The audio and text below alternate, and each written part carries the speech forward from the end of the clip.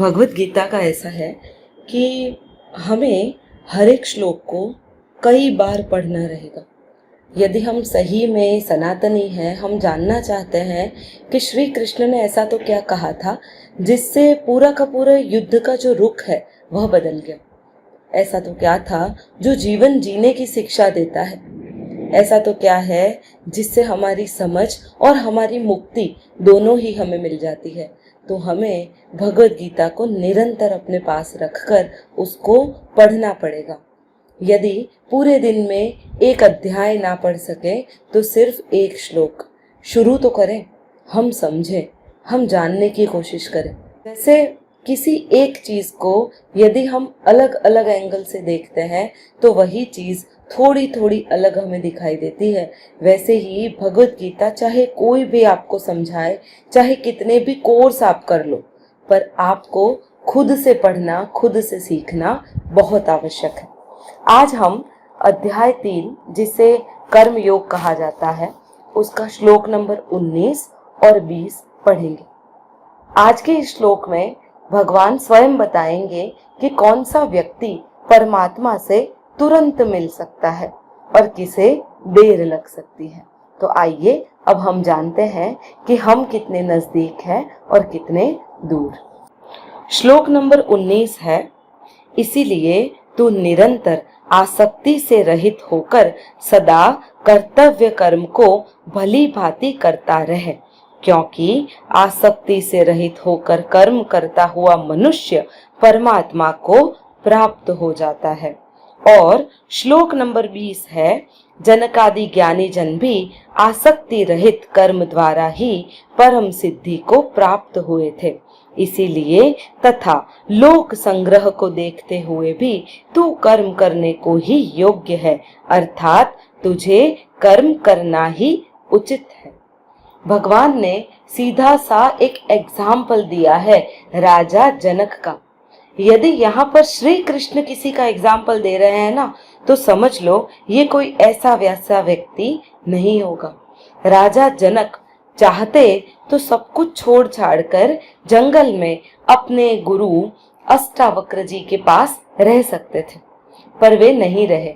उन्होंने अपने जो नियम था, अपना जो कर्तव्य था कि प्रजा का पालन करना है, उसका पूरी तरह से निर्वाह किया और उसके बाद वे अपने जीवन से मुक्त हुए। कृष्ण भी यही कह रहे हैं, जो भी अपने कर्तव्य कर्म को आसक्ति के बिना करता है, अनासक्त हुआ करता है। अब हमारे पास ऐसा है कि हमने इस पूरी अर्थ को ड्युअलिटी में जाना है, दिन रात, क्रोध, शांति। हमने हर एक चीज को दो पहलुओं में सोचा है। तो यदि हम अनासक्त सुनते हैं ना, तब हमें ये शब्द थोड़ा सा फॉरेन सा लगता है, अलग लगता है। हाँ, हमें ऐसा लगता है कि जो चीज छोड़ दी मतलब अनासक्ति हो गई, पर ऐसा नहीं है। आसक्ति मतलब आपकी खुद की जो फीलिंग्स है उसका किसी भी चीज से जुड़ाव। विरक्ति उसका अर्थ है किसी भी तरह की जीवन की चीजों से जुड़ाव ना होना। इन दोनों ध्रुवों के बीच में आता है अनासक्त होना, अर्थात आप चीजों के साथ भी है पर चीजों से जुड़े हुए नहीं है। आप उपयोग करते हैं पर आप उन चीजों का उपभोग नहीं करते। आप चीजों का यूज कर रहे हैं पर उसका अति जो कर कहते हैं ना, अति नहीं कर रहे हैं। जितनी आवश्यक है उतनी ही चीजों को आप ले रहे हैं, अत्यधिक नहीं कर रहे। इसको अनासक्ति कहते हैं। पर आजकल का जो समय है ना, वह भोगवाद का समय है। हम इस तरह से परमात्मा को नहीं पा सकते। हम हर एक चीज में अति करते हैं।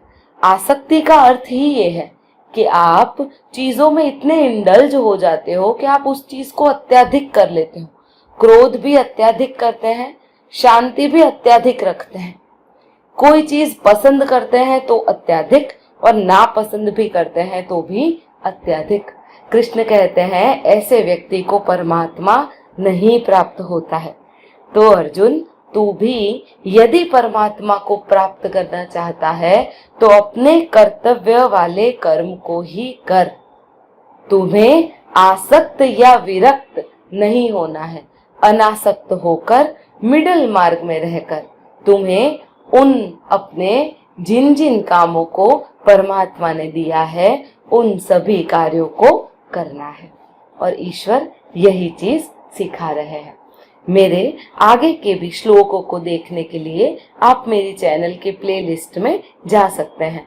यदि आपको मेरा चैनल पसंद आया हो, वीडियो पसंद आया हो, तो आप मेरी चैनल को सब्सक्राइब कर दीजिए, वीडियो को लाइक कीजिए और यदि कोई त्रुटि लगी हो तो कृपया मुझे करेक्ट कीजिए।